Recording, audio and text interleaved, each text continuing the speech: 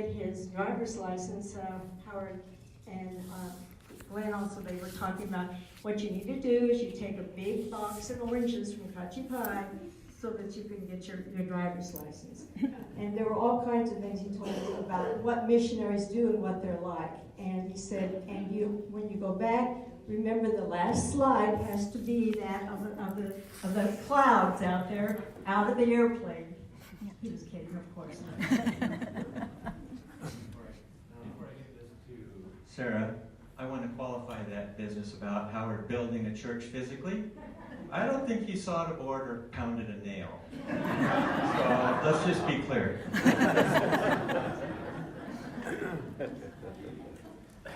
Quite the coincidence. Oh, I'm Sarah Regier. It's quite the coincidence that we have this story about the delegation going to Congo. We happen to be fairly young missionaries. Well, not so young. We've been there quite a few years when this delegation was coming to Nyanga.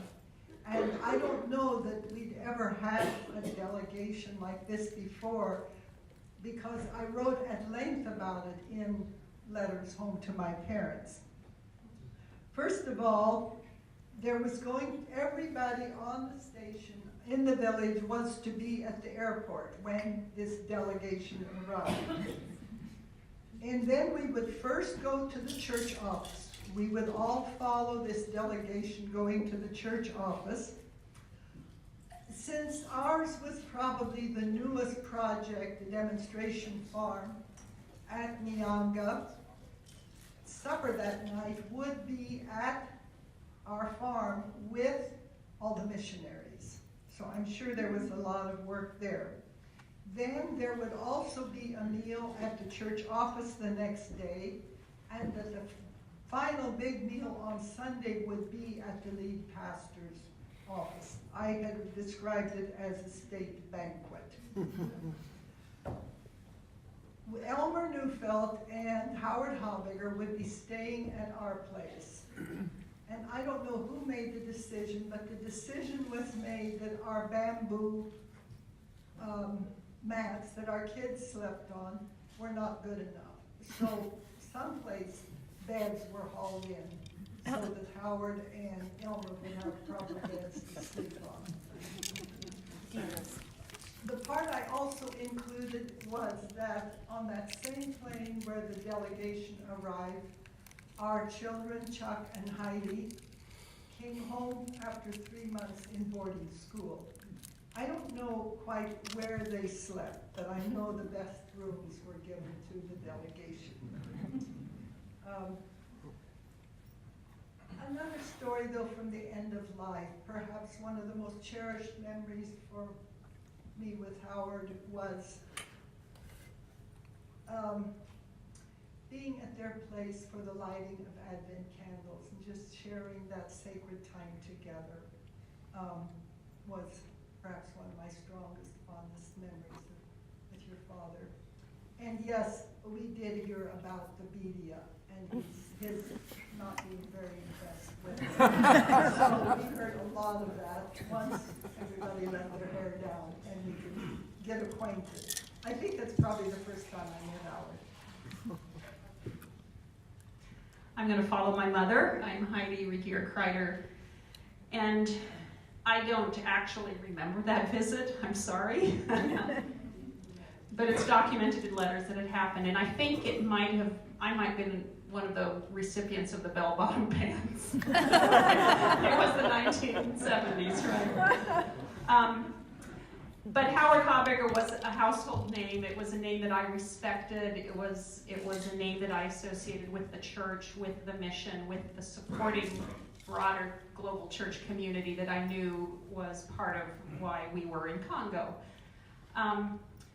And in later years, as I became a pastor, and now I serve as a conference minister here in Western District Conference for Mennonite Church, Howard has been to me an example of leadership and also of authenticity and honesty about the stresses of leadership. And I really appreciated in today's service your sharing about his grappling with that stress. with the realities of what leadership brings, what relating to the church and serving the church brings. And so I appreciated his affirmation for me as a pastor in times when he would meet me, and I appreciate the gift of his life and his leadership as a human being, beloved of God, and offering his life and receiving God's grace in that role.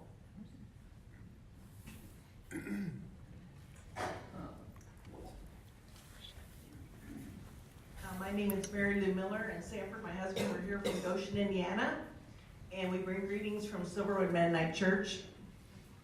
And in 1988, I think, was the first time Silverwood decided to have some female overseers, which are like deacons or elders, and I was one of those with Howard and a board. And at the time, you know, I thought, here's this pastor, I have to be all proper and everything has to be formal, but in time we learned that he was a lot more fun than any pastor I've had before or since. So Sanford and I got to know Howard and Marlene as friends and more than just a pastor. But one of the stories I'll share is, excuse me, we had 6 years of infertility, and at Silverwood, babies were coming nonstop. Like you heard, Marlene made little dresses, knitted dresses or sweaters for every newborn baby, and there were over 100 of them in the time that they were there. So Sanford and I was hoping also to have a child, but it took a while. And as an overseer, Howard and I got into this little bet that he always knew who was having a baby before I did. And they were my peers, but he always somehow found out that they were pregnant before I heard the news that another couple was expecting. So I remember many a Sunday standing in the foyer, crowded with people, and he would look at me and go, or another Sunday it'd be, because he knew who was pregnant. So years went by, and we finally conceived and told Howard and Marlene, and that was the first time Howard didn't know I was pregnant. So throughout the whole time, though, I should back up and say, throughout that time, I said, if I ever know who's pregnant before you do, Howard, you owe me a chocolate milkshake, because that was one of my favorite things. And so when we told Howard and Marlene that we were pregnant, that evening they came out Sunday night to our house in the country and brought the chocolate milkshake. So I did get my chocolate milkshake because I told him I was pregnant before he knew. And that was a very special time. And then when our daughter Kayla was born, she was born on a Sunday. We came home on Monday night. I think we got in the door. We used to set our stuff down at 5 o'clock, and 6 o'clock the doorbell rings, and it's Howard and Marlene with a baby gift, wanting to see that new child. So that was a very, very special time as well. And the second thing is Howard preached from the pulpit about his depression, and I always admired that because I too have suffered from depression. It's definitely genetic in my family, and to have a preacher say it over the pulpit meant a lot to me, and made him, again, such a real person and such a good friend. And he will be missed, and it's so good to see Marlene.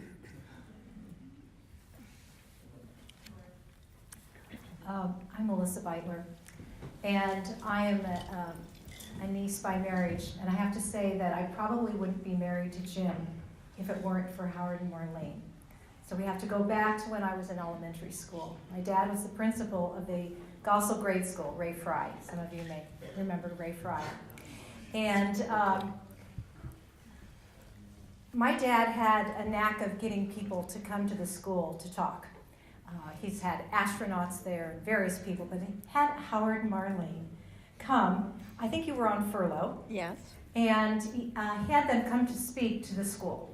So all of the children gather in the elementary school, in the bleachers, we're all sitting there. A piano has been rolled in for Marlene to sing and play, for Howard to speak. And so he speaks to the students. And then my dad says, you know, Howard is a great basketball player. Howard, take off your jacket. Take off your tie. Pretty soon he was stripped down to his t-shirt. And he's out on the basketball court shooting buckets. And I was so impressed with that. All the boys and girls were so impressed with that. These were missionaries that were wow, they were cool. They were cool. Well, fast forward a few years, I meet Jim. We're dating. We go on one date to Bethel College football game. He was here as a draft counselor back in the early 70s. This is 1970. Second date, he says, I want you to meet my uncle, Howard Haber. He's preaching First Mennonite Church. And so we start talking about Howard and Marlene. I'm like, hey, you know, that was the couple that came and spoke. Oh, we were so impressed with them. And I think, I was 17 at the time, Jim was 23. I think my parents let me continue to date him because of Howard and Marlene. Thank you, Howard. We got married 46 years ago.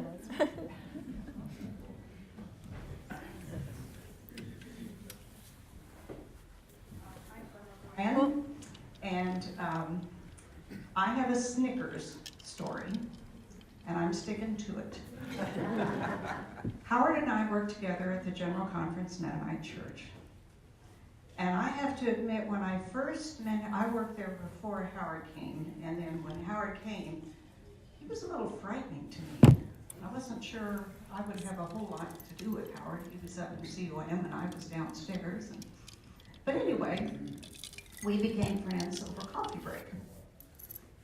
And somehow or another, and I don't remember how it happened, but we realized that we both love Snickers. Snickers candy bars. Now, there may be other people around here that have stories about these Snickers, but this is my story.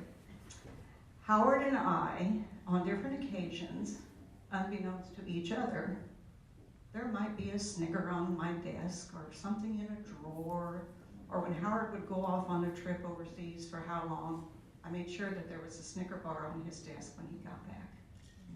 That was just the beginning of a really long and cherished friendship. Howard and Marlene, of course, members of this church as we are. And it's been a lot of years of really, really good, deep, caring friendship. And we cherished the time we had with them, and we'll continue to do so with Marlene. Thank you.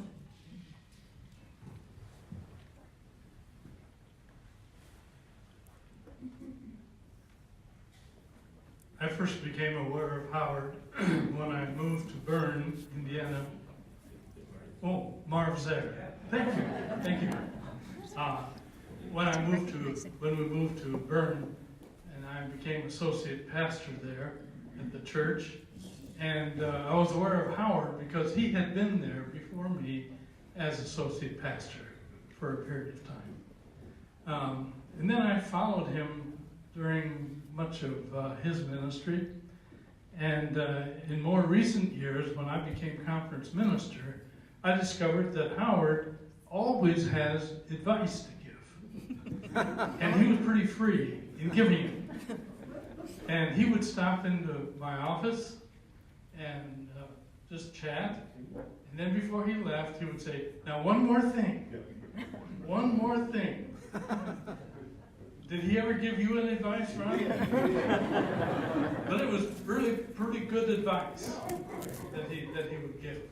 And then during the last year or so, I started visiting him in healthcare. And one of our goals was to set Mennonite Church USA straight. We never quite accomplished it according to our understandings. But we always could talk about church, politics, and sports. And we enjoyed a lot of times together. And I always look forward to seeing him and have a lot of good memories of Howard and Marlene. So just to reprise the story that my wife told, First Mennonite Church Newton, Howard preaches, and the three of us go out for pie afterwards. And then I take Melissa home. She lives out towards Gossel. Howard's staying with me at E.G. Kaufman's house. I think he's interviewing for the COM job at the time. And he stayed with me. And we're driving on is it 135 on here? Yeah, 35. 35? And he said, the next day, he said, so tell me about this Melissa. Now this is after the second date for us. I said, I'm going to marry her. He was the first person that knew, other than me, I was the murderer. Thank you, Howard.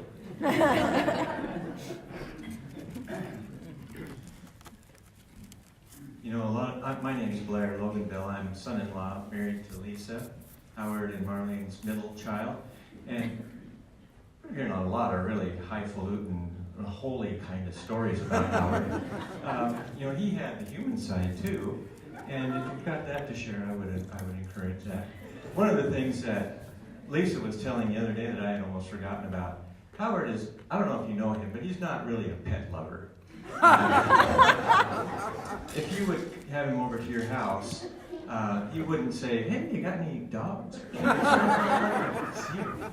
fact, and cats have that uncanny ability to sense who really hates cats. And Howard went to somebody's house, I don't even know who it was, but as the story goes, he sat down to visit with these folks, and in walks the family cat, jumps right into his lap and settles in. And if you know Howard, I don't know what would have happened. One of those, hey, hey, hey, hey, hey, hey, hey. Only the Hobbeggers know that response. But Lisa and I had a dog. It was a Cocker Spaniel named Alfie. And for some reason, Howard really connected with that dog. And it was quite a surprise to us. But we lived in a little house in North Newton on Gores Avenue. And Alfie was part of our family. And Lisa was in the kitchen baking cookies or something, and she heard a commotion, peeked around the corner into the living room. And I know that you probably think I'm making this up, but it's true. Howard was in there on his hands and knees, his handkerchief in his mouth, and the other end of the hanky in Alfie's mouth. Making a tug of war with our dog on the floor, hands and knees, unbelievable. So he did have that side. He was a softie in some ways.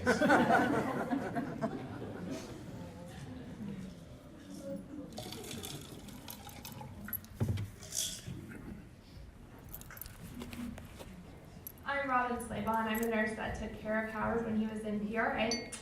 And I am one that worked night shift, so I was able to give him his Hobbeger cocktail every night that I worked, and it did work pretty well for the most part.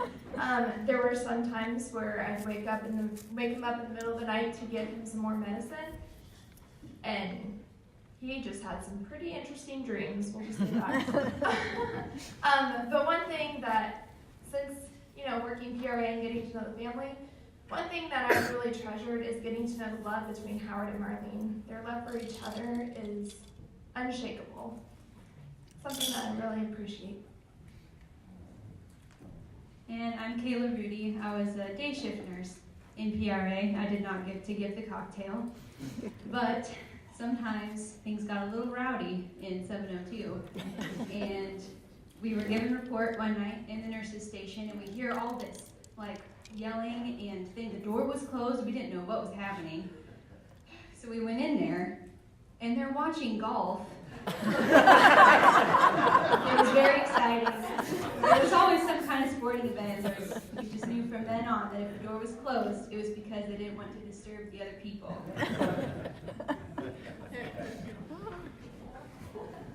I'm Marcus Loganville. I'm married to the eldest that you heard about in the program, or in the time today, the headstrong first one. The rumor has it that once Cynthia was born, that Howard told Marlene, this is it. No more. But it is true that the Hobbeger women never quit, because they've been married to the Loganvilles here for quite a few years, putting up with us, so it's a good thing. I was a little nervous at first when dating Cynthia, because I've heard stories, and it's a reverend, and this is a missionary kid and a preacher's kid, and so I'm getting invited to the house, and it's about the second visit or so, and I'm thinking, he's gonna ask me to say a prayer. I gotta brush up on my scripture. What is going on here? And that never came about. All all we ever talked about at the supper table was the blasted Hoosiers and Bobby Knight, or basketball, okay? One story I do want to share, I wasn't in Columbia, we were in Columbia together, but before that, the first time that the family was in Columbia, this shows you how reverend the Reverend Habeger was.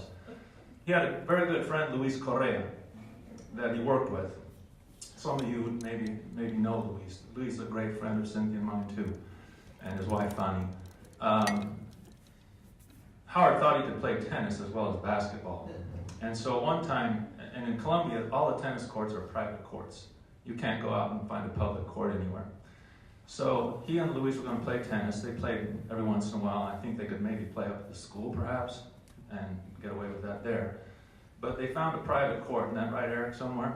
You remember this story?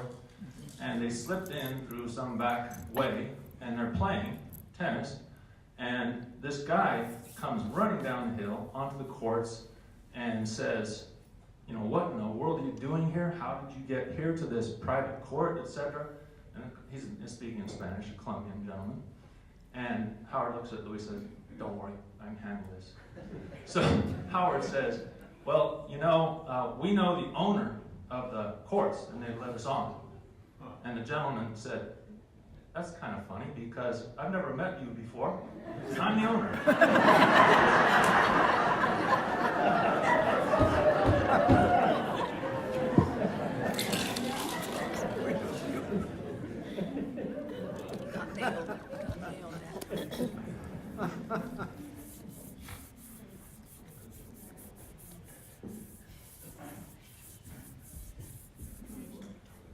I'm Scott Habeger. I'm Howard's nephew, so he was a brother of my dad, Earl. And those two had a lot of very similar things they were good at and things they enjoyed, but they came at them at totally different angles. So we heard about politics. My dad loves politics too, but I think Howard was more on the policy side, or what's the platform of a party, where my dad was much on the marketing. How's the guy promoting himself? How's he selling himself? And that side of it. They're also great communicators. Both Dad was much more off the cuff. There was no structure, where Howard had a structure. He thought it through and he knew how to communicate. And one thing Howard was great at was the pregnant pause. An example, there was, I believe it was the Michiana Relief Sale, Michigan, Indiana, Michiana Relief Sale, and Howard believed that this was going to be short-lived, that this was not something that would last. But rather than him saying, fads fade fast, the way he would say it is fads fade fast. That's exactly how he would do it. I believe the Michiana Relief Sale is still going strong. And I believe my dad used that phrase more than Howard, because every year I think Dad would say to Howard, fads fade fast. Still going. But a fun story. You heard the Twinkie story. I'll tell the donut story. The donut story is, this is early 80s. Our family met Howard's family at the Loganville Lake Cottage in Beaver Lake, Arkansas. Great week. One night, the last people up are me, Eric, and Blair, sitting around the kitchen table. And as we're sitting there, we see on the counter a box of donuts. They were for breakfast the next morning. We knew this. Everyone knew this, because Howard told us multiple times, these donuts are for breakfast tomorrow. I mean, you would have thought he had flown in lobster from Maine. This was big. So as we're there, we thought, this might be kind of fun to play a little trick on him. So we got Tupperware and put all the donuts in the Tupperware. Although we sacrificed part of one, that we put some crumbs on the table, empty box, crumbs, and glasses, one glass, maybe just a remnant of a little milk in there, and we went to bed. I am confident that when Howard woke up in the morning, his first thought was not, I wonder what the weather is. What's our schedule today? Or is there enough gas in the boat? No, he woke up thinking, donuts. He walked into the kitchen, and there was the crime scene. He did not have to gather clues. It was very obvious what had occurred here, that some roughly college-age young men, showing no respect for him or the rest of the family, didn't simply eat the donuts, we devoured them. I woke up that morning to Howard bursting into the bedroom. And he went over to Eric, and he said, "Eric, donuts, your money now." And if I remember right, I thought to myself, here's a man on the edge of fury, and yet he's still using the three-point style. Eric responds by kind of pulling the cover up and just kind of rolling over, to which then Howard used another tactic. That you really want to enforce it again, you take the 3 points, but you rearrange them. You flip them to make the point. So now it became, now your money, don't. And he walked. So we go downstairs, and I think Marlene, my mom are down, dad are down there, and it's somber, it's quiet. Because they know this was serious business. But the mood changed. I mean, 180 degrees when Eric opened up the cupboard and brought out all these donuts. We could enjoy it. But that was having a lot of fun.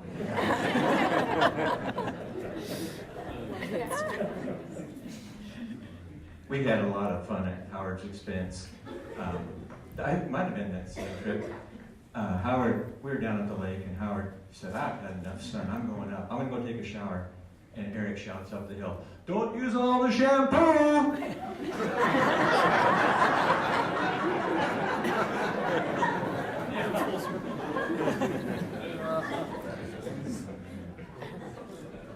As you can now see, the fates are cruel.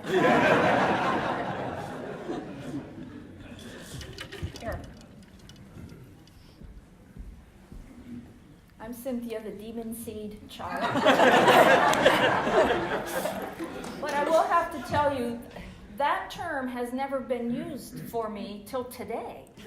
So I don't know what he was thinking of by doing that. I grew up a missionary kid and a preacher's kid. And I learned growing up that those sometimes had connotations that weren't very good. That there were preacher kids that were a little uncontrollable or not reflecting well on their parents. The one thing I really appreciated about my dad, among many, many things, is he always told us, "I am not your minister. I am your father." So, he did not marry us.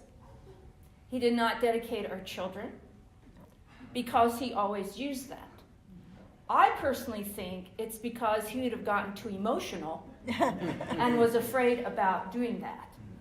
But what he did do instead is he married all my cousins.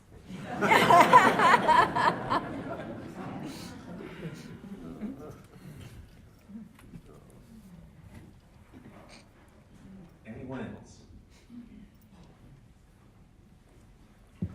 So we started with a story of you being TSA people and probably wondering about Howard and what he carried on his trips. And I think it's fitting if we end with, as Blair mentioned, the other side of that story of obviously a man who had and felt no shame in putting whatever he needed to in the suitcase in order to take it to missionaries in the field. But he learned certain things as a missionary executive secretary that did bring us as kids great shame. On that trip to Africa, Dad found himself without a hat in the just burning sun. And one of his colleagues taught him a trick that would come to bring us three kids great pain. I'm giving you the best travel trick you will ever know.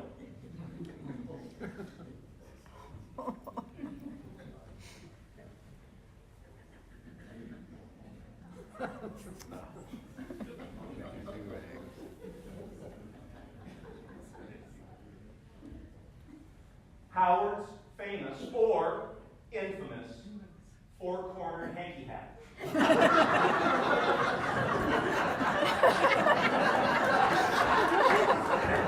Now, if you knew Howard, he liked to protect his head from the sun and the wind. And so whenever we would find ourselves out at sporting events, he would pull out the hanky. Now you can imagine, Lisa and I were in middle school, tough age, Cynthia in high school. So when someone says, I hear your parents are also going to go to the track meet. How do we find your dad?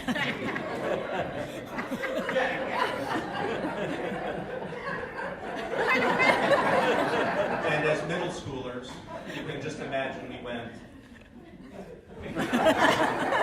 he's wearing the hanky hat. Because you could be in Cessna Stadium with 25,000 people and only one person is wearing the hanky hat.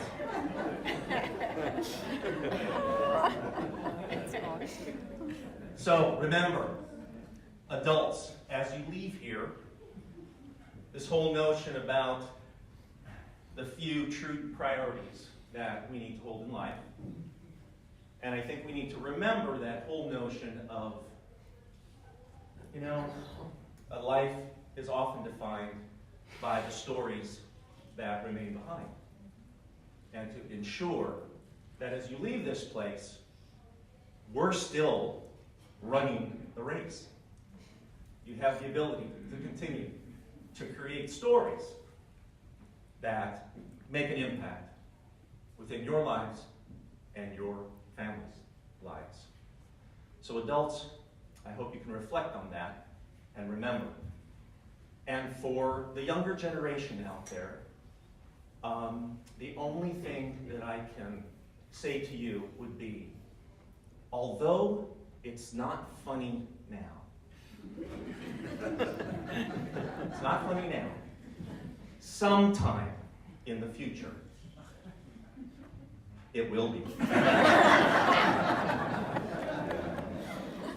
Thank you so much for coming.